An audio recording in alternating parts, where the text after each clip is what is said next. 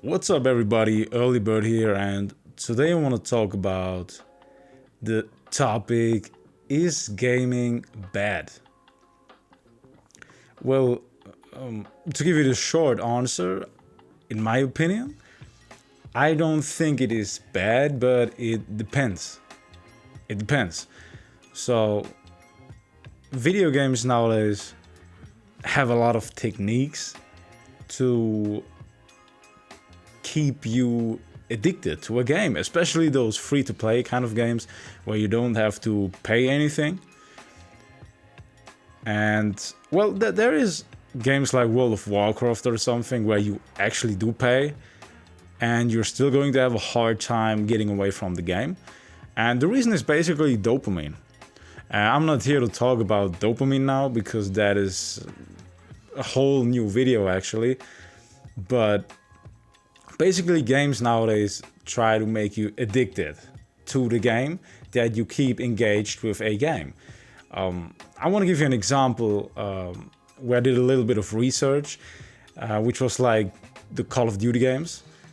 That there is engagement-based matchmaking, which basically means that when you win a game, the game purposely puts you in a lobby where you will lose, so you have a bad feeling and you want to try harder, and then you win, and you basically get a reinforcement.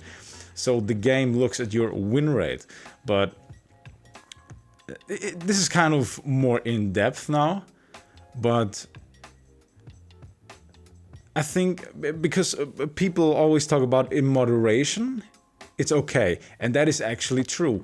But I think the problem nowadays is that for some games that works perfectly well, because those games, they don't use any techniques to keep you on a hook, to get you addicted to it, to keep you in the game. Because there are some games where that doesn't matter.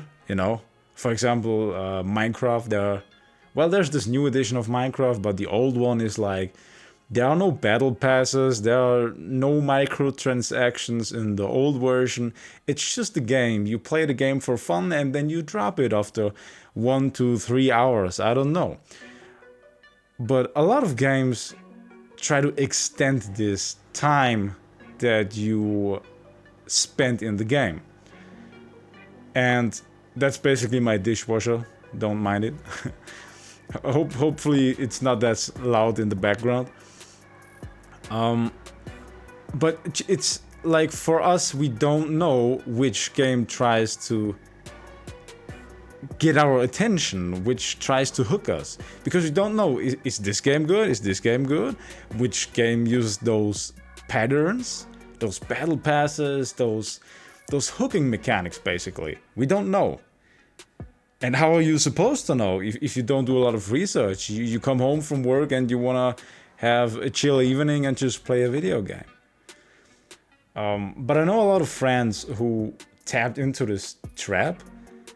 And yeah, it depends on the game. But if you just want to be safe about it, if you know that moderation with video games does not work for you, then just quit it altogether. Because, I mean, that is the base already. If you have a hard time moderating a game which doesn't use those mechanics to hook you, then you're already fighting an uphill battle. So why even take the risk of even tapping into a game which actually uses these hook mechanics on you? So all in all, I think what we all can agree on is, if you manage to moderate gaming, then it's totally okay. But if you know you have an addictive personality, then don't do it, because probably you will get stuck, and a lot of your time, like especially with these free-to-play games, if you think they are free, no, they are not free. You pay with something else. It may be your attention span, it may be your time. Nothing's free. And these developers, they have to make money somehow. So don't think they don't get any money from it just because it's free to play. Kind of put yourself in the developer perspective here. What would you do, you know? And we have people nowadays who get paid to find out how to get the human brain hooked onto the game and what mechanics they can put into the game that keep you hooked.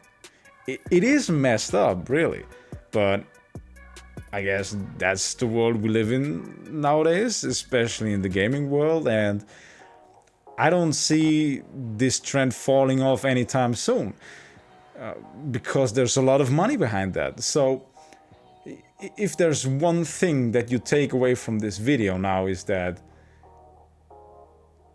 keep in mind that there are techniques in video games, not in all video games, but in a lot of them, that try to keep you engaged with the game and maybe want you to spend money.